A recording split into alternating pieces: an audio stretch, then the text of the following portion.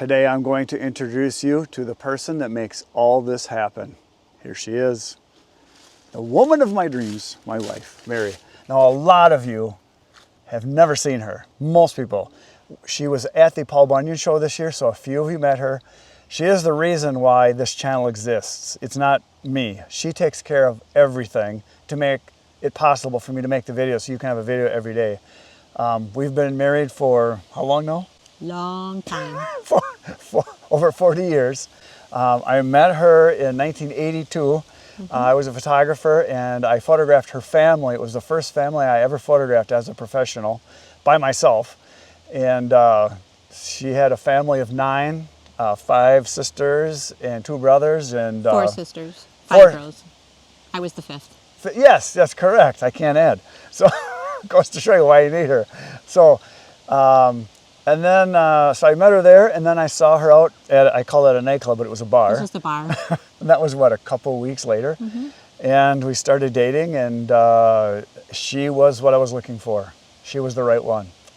She had the right things that I wanted. She had the brains, the looks, way better than me, obviously. Intelligence was important for me. Morals, family-oriented, and fun. So we got married, what was it, a year and a half later? 1985. 85, so yeah, it's been 40 years. So anyway, yeah, we've got 3 kids, and we've been around for a long time, and she's the reason all this happens. Now, when I started in photography, she helped me basically earn my master's degree. She worked with me all the time on that, and then when we moved here to where we are, that was in what, 1989? Yes. And we started our own business. And she is the brains behind the operation. I have the skills photography-wise, but she really ran the business. She ran the business, took care of everything as far as what needed to be done. So tell everybody what you did in the business. In the business? Yeah, yeah. Everything but the photography. That's right, everything. And everybody thinks, oh, photographer, you know, there's a lot that goes on behind the scenes. So you took care of... Well, I started with, obviously, you think about a client journey. I had to get clients, so I did the marketing. And once you're marketing, you've got to handle phone calls. So I did everything with phone calls. Once you have people that you book, you've got all the customer service and the appointments involved in working with them. Once they're photographed, it's a matter of working with your clients again for what they want to order for photographs, when they would come back to pick up their photographs. And then it's everything behind the scenes that goes into having a business too. So it's a matter of production that would be done behind the scenes. Employees. Employees. Once eventually we started hiring employees, taking care of them, which that's a whole nother ball game. Doing your taxes, your bookkeeping, all the paperwork. People who think that it's so easy, you're so lucky, you have a business, you can take all this time off, you don't have to worry about an employer giving you vacation. I'll tell you what, we never took vacations. Very rare. Because when you're not working, you're not making money. That's right. Even though we had employees, they didn't do the photography. So that was a tough thing about this business of photography. In our scenario, everything depended on having the photographer, which was only Chris. We didn't hire additional photographers. So there was a lot to do. And as far as the business, I took care of everything other than the photography. And raised our kids because I was here most of the time. Well, that's part of home. Now, you just said what was business. Now, if you want to give me the list of what's home, everything I can tell you that, too. So yeah, what did you do at home? Well, we had the 3 kids, so it was a matter of raising all 3 kids. And anybody who has kids knows that's a lot of work. When they're babies, obviously, you do everything. When they get to be school age, it's homework, it's parent-teacher conferences. Our youngest was diagnosed with type 1 diabetes when he was only 2, so I became a full-time nurse. Doctor, At the same time, trying to keep him alive, which literally that's what you're doing when you have type 1. As the kids got older, it's not just the schoolwork. There's so much emotionally with kids growing up that they need you, they need that support. And it was usually me because Chris was always working, or if he wasn't working, he was hunting. Yeah, that happens. So Yeah, there was a lot to do. And over the past few years, as the kids grew up and they left, I took care of everything at home as far as lawn work, landscaping, lawn mowing, the wash, Shoveling, the food. cooking, I do cleaning. everything there. I mean, it sounds terrible to say, but literally he doesn't have to do anything at home other than come home, eat, and sleep. And that's how I can have a video every day. If she wouldn't take care of all that stuff, I would maybe do a video a week, maybe a couple videos a month. The only way I can really be productive is to stay on task. And if you want to be good at anything, like everybody always mentions, Michael Jordan, he practiced every day. And it was for hours and hours and hours. And if he wasn't practicing, he was studying. He was looking at other teams, looking at game performance. If you want to be really good at a particular skill, business, whatever it is, you got to focus on it and go all in. If you just play with it a little bit, it's not going to work so good. It doesn't matter what you do in life, wouldn't you agree? That's why our kids turned out. She did all in. Oh, with the kids, 100%. So about 13, 14 years ago, I had cut a lot of firewood because I had access to some free wood. And a lot of you know this, that I started out with maybe 12, 13 full cords of wood. And she doesn't remember this, but I remember her commenting saying, you know, what are you going to do with all that wood? You just keep going and cutting more wood, because I have a buddy that's got a cabin, and I'd bring it home and she's like, how much do you need? And I thought, well, I told her maybe I'll sell some. So then we put an ad on Craigslist, and it sold like in a couple of weeks, and it was like, oh, that was fun. So then it got to be more the next year and more the year after that, and it just kept growing. So when that business kind of took off. Well, it was kind of a matter of timing, because for whatever reason, divine intervention, I don't know, he started doing firewood, and right around that same time, our full-time business of photography, the whole industry started to see a huge shift. Digital happened. And it made a difference in what it was like to run a photography business and what it was like to keep a photography business successful. And after decades of doing photography, what I noticed was the firewood started to provide supplemental income, which was helpful because the income was getting less from the photography business, but still enough to sustain it as a full-time business. But slowly, as I watched Chris work with doing the firewood more, I saw a shift that not only was it supplemental income, but I started to see too that it was something that was piquing his interest again, that he was actually finding something he enjoyed doing again. I got more excited than going to work. You know, there's the old saying that everybody says, you know, find something you love to do and you never work another day in your life. That's not true. I don't believe that. Maybe it is in the very beginning, but I loved photography. I loved it. I threw everything I had at it. But after 25, 30, 40 years, it was going to work every day. Well, like you had just said too, kind of, you have passions of things you enjoy. They aren't necessarily things that you should make as your job or your career, because now they do become a job and they're not as enjoyable. But I mean, he had been doing it for decades. So I just saw the transition of more and more time being spent where he enjoyed the firewood. So it's kind of like we've reversed it now, where he sees, and I see that he's enjoying more being able to build a business with firewood. And that's where our goal is, that it becomes more of the major income and photography be the supplemental. So we kind of just flip-flopped. And I think it just kind of naturally started to happen also because he started enjoying that more by being outside and doing something of manual labor versus working with people. And working with people, that's hard work. You know, there are people that say, well, if you're not doing manual labor, you're not working hard.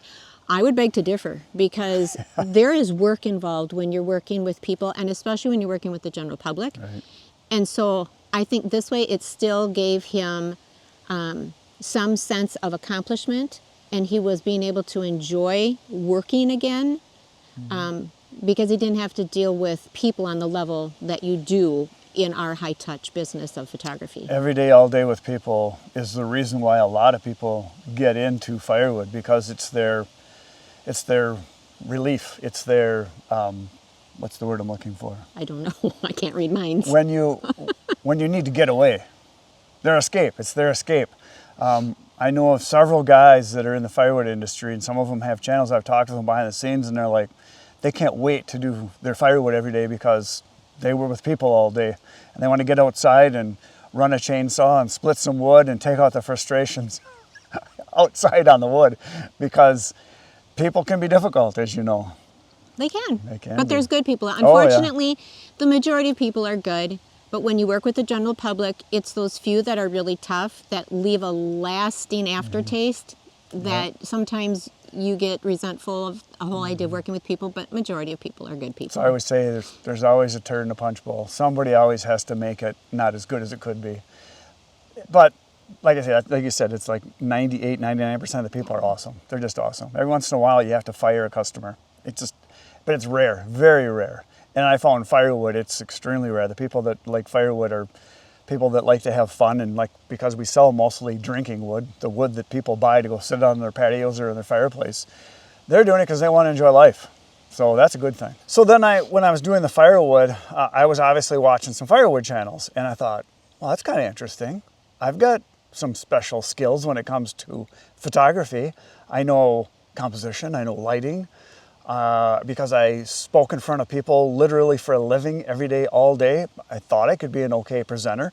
And I saw what some other people were doing. I thought, I could do that. And then I found out that you could actually, make some money doing it. I thought, well, I'll check into it.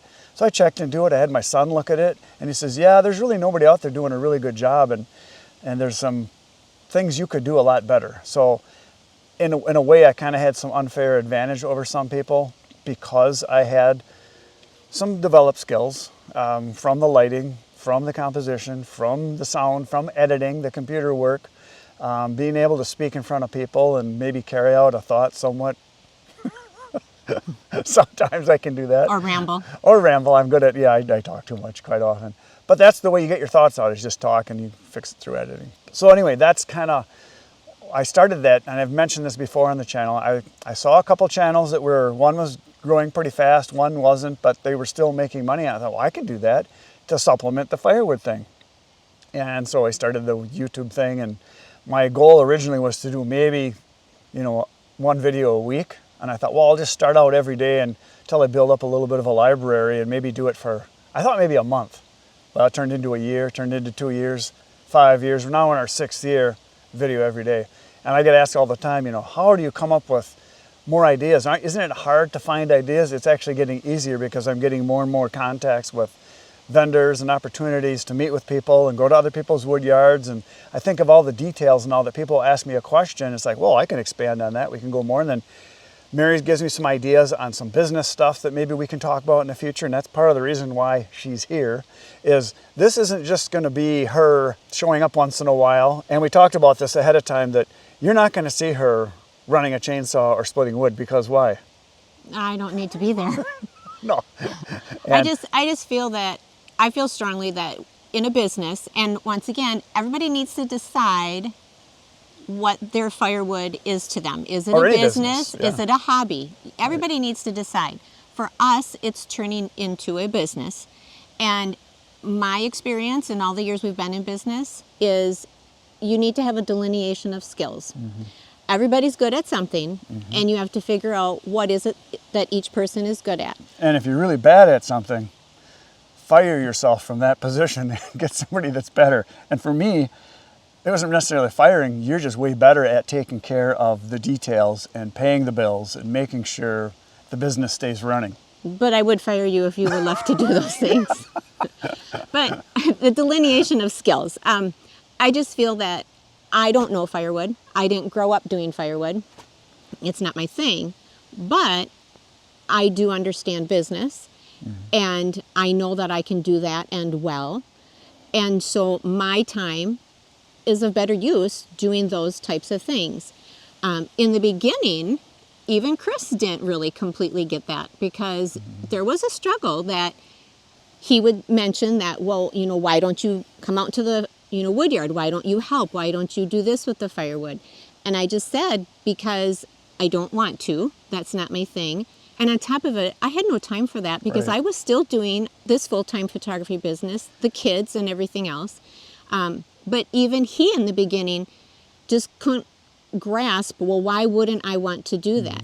But I want to do the things I'm good at, because if I'm doing what I'm good at, I can help us make greater progress than me spending my time doing something just as a token person being there. Right, and it doesn't matter what other people do. What matters is what's going to work for us. And there are people that have YouTube channels that their wives are on there. And what I see is not what we want to do. I want to use her skills to the best advantage, and it's not going to be doing the things that some of the other channels do. That's Well, as nice as I can say it. I think there are some channels, just another thing. Yeah. People ask all the time about me watching Chris's videos. I've never watched one. Never. Never. And I don't need to, because I live with him. She hears me editing and she'll come and shut the door. I She don't doesn't need wanna- to. I don't need to watch 'em. She doesn't want to hear the chainsaw running. She doesn't want to hear me playing my voice over 20 times to get the edit right. But when I was at Paul Bunyan, I met a handful of women, maybe 5. Obviously, it's more male dominated than female. But I saw a range of women also in those few that I met. And there were a couple that I met. There were 2 in particular that they are 100% involved every day in the firewood business, as far as actually working in their wood yards or processing the firewood. And for those women, those 2 that I met, I can totally see They loved it, why yeah. They they would loved be it, there doing it. and One of them, she grew up with it. She loves doing it because it's just a part of her life from being a child. That was Ted and Sherry Miller. Yeah. And it was interesting to listen to her story as to why she's involved. And I think that's awesome. And those are cases where, yeah, those women should be there doing that. That is what they love. That is what they understand. They know they have the skills. And then I met a couple women that they're just more of the behind the scenes, that they're glad to help, but they don't need to be there doing the firewood. I met one woman, she has nothing to do with it at all. It's just her husband's thing, and she came to Paul Bunyan just to be with him and support him. So everybody needs to decide what you want it to be. This is what works for us. So you will be seeing some more of Mary, but don't be asking for her every day. It's going to happen rarely. I would say occasionally, maybe once a month, twice a month. I don't know. When we come up with an idea that you can contribute something really good, whether it's business or marketing or something that can benefit the people that watch, then she'll be on. And see, that's what I think is important. Is I always told Chris, if I have some knowledge, if I have something to share that you find valuable, that you want to know, that's awesome. Then that should be a part of the channel. But if the major viewers, if his subscribers are not people that are interested in the business part, well, then that's just how it is. But I think that's why every person needs to know, what do your people want? What is good for them? And what can you share that will help them? Right, and it's not going to be where we're talking business all the time. Those videos do get a lot of views. People do like it. But there's I would say, percentage-wise, maybe 30-40% of the people that watch sell firewood. The rest of the people, they just want to know, what's the best firewood? What's the best this? What's the best tool? What's the best method? How do you do this? How do you do that? So it's not always going to be the business stuff. It's going to be some of the business stuff. Those videos, like I said, do well, but that's not going to be the majority of it, which is why I don't do a lot of those. There's going to be some continuing daily vlog type things where here's what I did today. But I'm trying to transition away from that more even because it's kind of getting repetitive for me. And I think for some of the viewers, some people like to watch splitting and nothing but splitting. That's all they want is splitting wood, which I don't understand, but there's people that's what they want to see. Then there's other people that want to see new equipment. Then there's people that want to see how I use a certain method to do a certain thing. So I'm going to have more how-tos, it's called listicles, the top 5 ways to do a thing, top 3 pieces of equipment you should start with, that kind of stuff like that. A lot of people like that, so I'm going to do more of that. And then once in a while, Mary will be here and we'll talk business and maybe some of the behind-the-scenes stuff. So a lot of the things that Mary does are what we call the behind-the-scenes stuff, which is the important stuff. And what do you do behind the scenes that matters, which is pretty much everything. Well, your behind the scenes are the things generally that keep your business afloat. it's kind of like the behind the scenes of our studio stuff too. I mean, sure, I needed a photographer doing the photography. If you have a firewood business, you need somebody who's making firewood if that's what you're going to be selling. Or you can buy from a supplier and you don't have to even make the firewood. Well, you need product. you need product. However you get it, you need Yeah. product. So you need a way of having that product. But there's also everything from behind, like once again, your marketing is so getting your orders. So it's placing ads, whether you're doing multiple ways of ads with its Facebook, if it is Craigslist, if it is something you're doing locally, whatever it might be, you need to be getting your ads out there so people know you have firewood available. So I make sure I keep everything updated and ongoing with that. It's a matter of when you've got those ads out there, somebody fielding all of the people that are responding, those inquiries. So you've got to be scheduling. So it's always keeping that schedule going and coordinating with Chris. There is still paperwork involved with a business. So once again, it depends on how you're doing it. For us, it's done as a business. So there's paperwork, there's taxes, there's bookkeeping, there's keeping track of your money and knowing, okay, this is how much you brought in, but this is how much you had in regards to your cost and your expenses.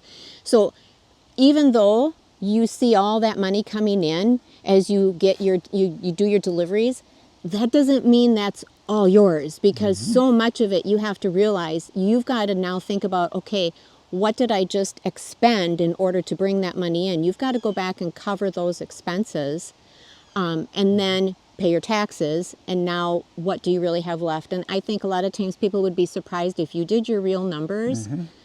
I find that sometimes people just don't understand why their business is doing well. And if you don't know your numbers, you're going to struggle. Well, it's the only way you can make decisions going forward. Do you buy that new piece of equipment? Is it really going to be a need, not a want? Is it going to really be justified in more production or better production or time savings? So Mary will ask me the tough questions. Do you really need this? When I come and say I want to buy this new thing, whatever it is, Like a new truck? new truck, new chainsaw, new tractor, whatever. She's like, do you really need it? Is it going to make that much of a difference? How much longer can this one last? She asks all the questions that you really don't want to hear when you really want something. But again, she helps me separate the wants from the needs and helps me realize when it's the right time. And it's not always when you want it to be. Sometimes it's a year later, isn't it right? Yeah. I think a lot of people, if you want to do it as a business, a lot of people need to understand ROI, which is your return on investment. And your investment is not just the wood. You've got to think about the maintenance and upkeep of the vehicle you're using, your trailers, the gas you're using in doing the deliveries, you're paying for or into your chainsaws or your processors. All of those little things, that all goes into your cost of making that product. And sometimes you have to look at, are you priced appropriately that you're really getting a return on everything you're investing? And the one thing that I find even Chris still struggles with is you need to value your time. And a lot of people don't do that. And so they struggle. They don't make the money they should because they're putting so much time into it, but they're not getting back for what they're charging to cover all that time. Our first accountant that we had, when we were setting things up, when we started our business 30 some years ago, he said one thing that really has stuck with me for a very long time. When we were talking about plans going forward and how we wanted to set things up, and we're talking about details, and he said the magic is always in the details. It's the little things that'll get you, because they add up so fast, because you tend to think, oh, I can get this, I can get that, I can stop here on the way home, I can buy this, I can get that. You're not looking at the details, but those details are actually, a lot of times, people are foolish in not tracking them, because that's what it'll get you. It's the little things that cause you to trip. It's that Lego on the floor you step on in the middle of the night when you're going to the bathroom, and then next day your foot is hurting all day. It's the little things that'll get you. Isn't that right? Yeah, we have plenty of Legos on the floor. Lots of Legos. So there you go. You got to meet Mrs. Woodyard. Her name is Mary, just in case you guys wanted to know. If you want to have any questions answered about business, put them in the comments. We'll try to answer them best I can, and it'll give us ideas on things maybe going forward, what we can do. So this is the reason that I have a video every day for you. It's the reason why I've been successful. Thank you. There you go. What did we say? Good night, Irene. There, she got it.